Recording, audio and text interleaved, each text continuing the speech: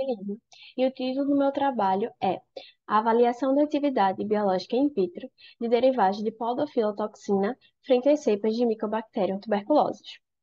A tuberculose é uma doença infecciosa, transmissível e de evolução crônica causada pelo Mycobacterium tuberculosis.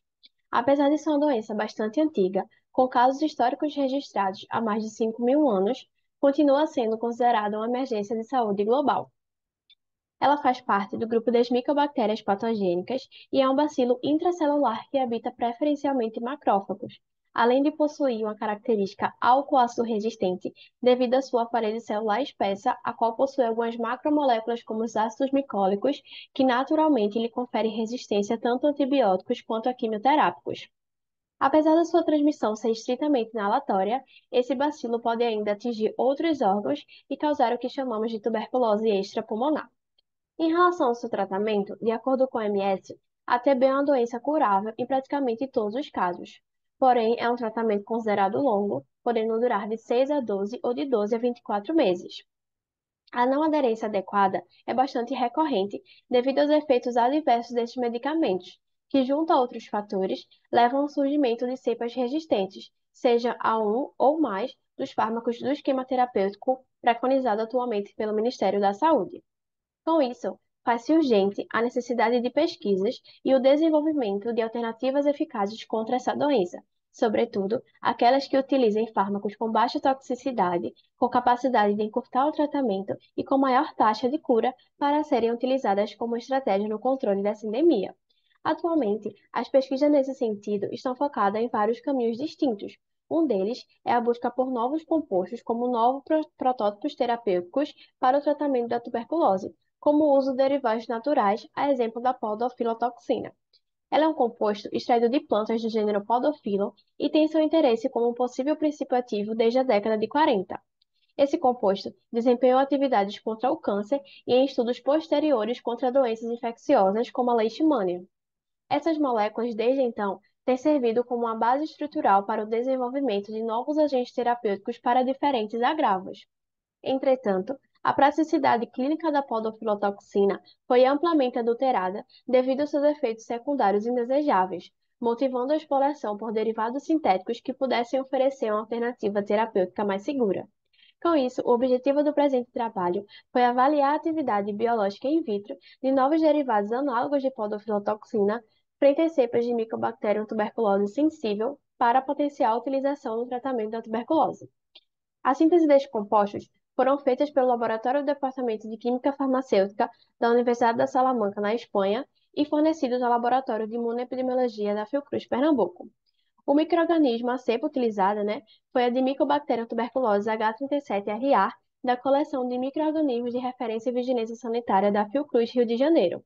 Os antimicrobianos de referência utilizados como controle negativo foram a rifampicina, o etambutol, a amikacina e a levofloxacina, que já fazem parte do esquema terapêutico da doença. E o teste utilizado foi o de concentração inibitória mínima para avaliar a ação biológica desses compostos, que consiste em um método colorimétrico de microdiluição em placas de 96 postos, descrito por Palomino e colaboradores. Então, nessa placa, nós colocamos água nas suas extremidades para que não houvesse a evaporação dos compostos testes, e em triplicata, nós colocamos diferentes concentrações de derivados sintéticos de podofilotoxina, variando de 128 microgramas por ml até 0,5 microgramas por ml. Como controle positivo, colocamos apenas o meio líquido específico para a bactéria e no controle negativo os antimicrobianos de referência.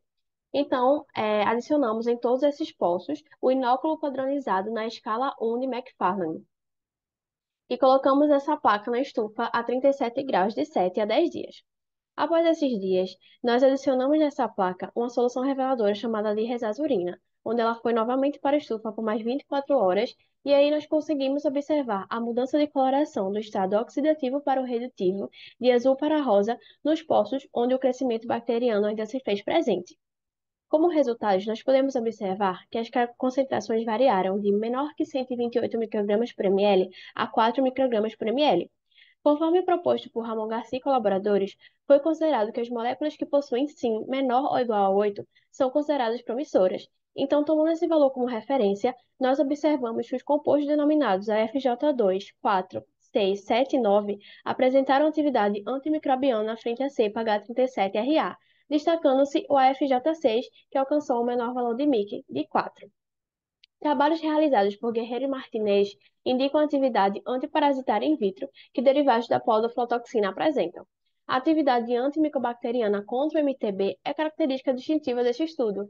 Porém, a capacidade dessas moléculas de combater outras doenças infecciosas sugere uma versatilidade promissora desses compostos.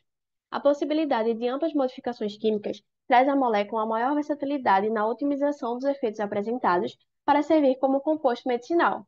Nisso, podemos concluir que derivados de podofilotoxina possuem atividade antimicrobiana frente às cepas de Mycobacterium tuberculosis, com maior ênfase nos compostos AFJ2, 4, 6, 7 e 9, com destaque ao FJ6, que expressou menor concentração dentre todos e, consequentemente, maior atividade antimicobacteriana. Esses compostos suportam a continuidade de testes in vitro que compõem o tratamento, o processo de desenvolvimento de um candidato anti-tuberculose. Porém, vale ressaltar que uma validação para este fim vai muito além dos ensaios realizados. Obrigada.